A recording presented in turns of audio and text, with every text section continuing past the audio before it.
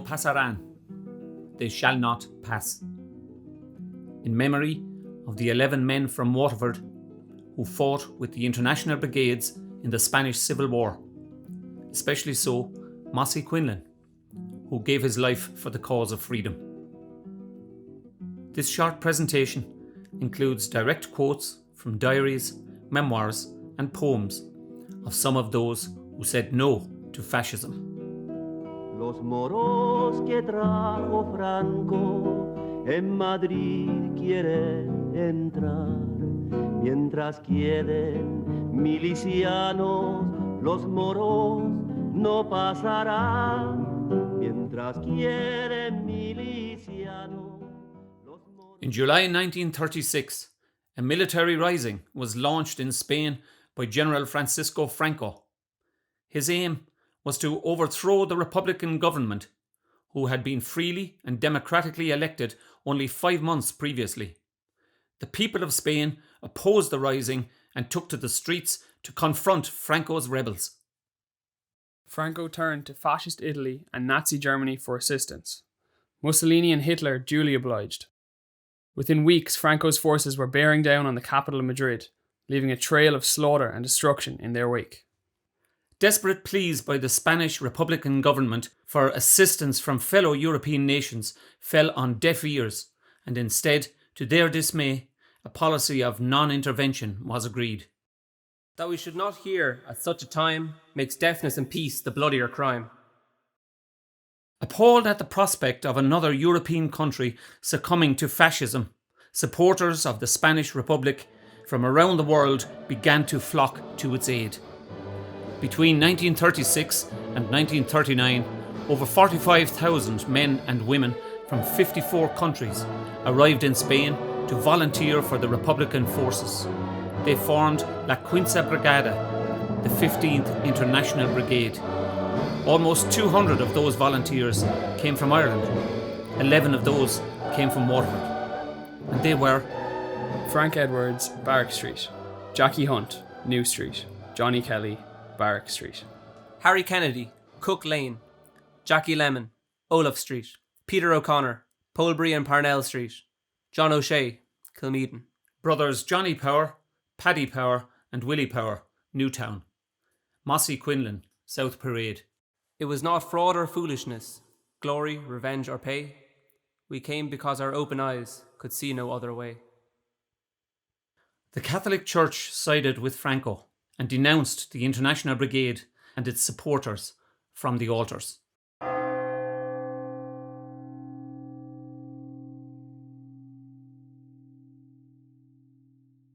Frank Edwards was among the first of the Irish volunteers to arrive in Spain. In the early dawn, our lines were swept by an intense barrage of artillery, tank and anti-tank fire, plus trench mortars along our entire company front, and the cries for first aid and screams gave evidence that we were taking casualties.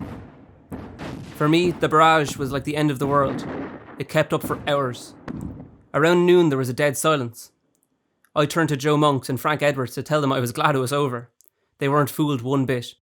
"Prepare for attack," shouted Edwards. "Prepare for attack." And before he was finished, hand grenades were going off all around us. Monks jumped out of the trench first, then me, then Edwards. All hell was breaking loose and the enemy was all around us. As I jumped out, Edwards, who was behind me, fired immediately at 3 fascists no more than 20 feet to our left. Later, we collected the bodies of our dead and made shallow graves for them in the olive grove, and Frank sang the Gaelic lament of Sleeping Them On.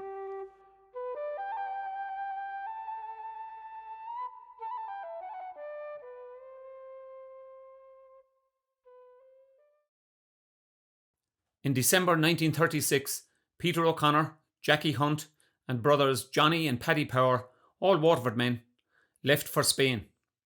They joined the Lincoln Battalion and soon were confronting Franco's crack Army of Africa troops at Jarama Valley.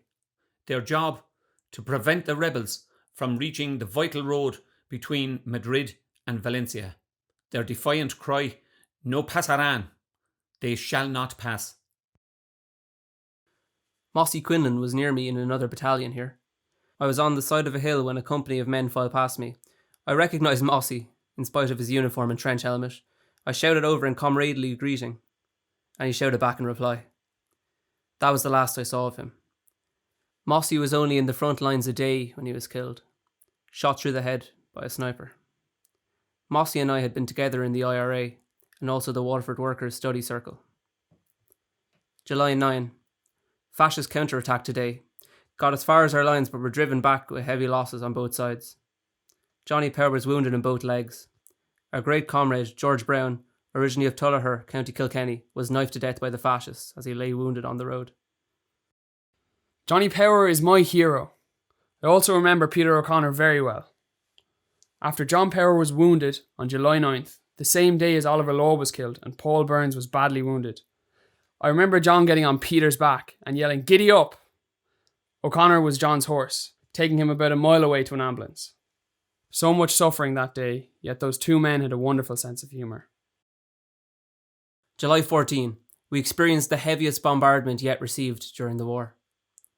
We marched all night through the soft sand. At the end, my feet were raw and I had no socks. We went into battle immediately, nearly collapsing with heat and exhaustion. Both my feet had to be bandaged by first aid men. The fascists made a fierce attack on our flank using 40 or 50 bombers, machine guns and tanks. Our flank gave way and we began to retreat slowly. The heat was intolerable and we were parched from thirst. We had gone 12 hours at this point without water. A number of our Spanish comrades collapsed with the heat. The bombardment and machine gunning from the air by Hitler's Junkers was horrifying. They had free rein due to the non-interventionist policy of the Western powers.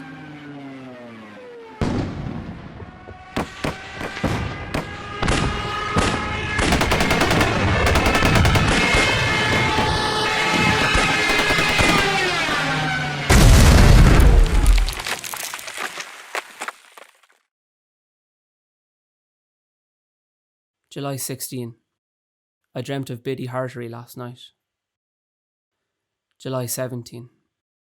I feel very lonely now, as I'm the only Irishman left in the line, the rest being either wounded or killed. So wrote Peter O'Connor. I really had to get an escort to make Peter O'Connor leave the line. He's sore with me for getting him out. There's very few left now. A lot wounded. But that's war.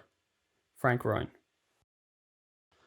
In February 1937, John O'Shea of Kilmeaden was wounded in the Battle of Arama.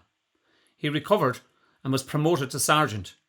He fought at the Battle of Brunette in July and in the Aragon offensive from August to October. John was missing in action, presumed dead, in the fascist counter-offensive on St. Patrick's Day 1938. In fact, he had been again wounded and after hospital treatment was back in action in September on the Ebro front.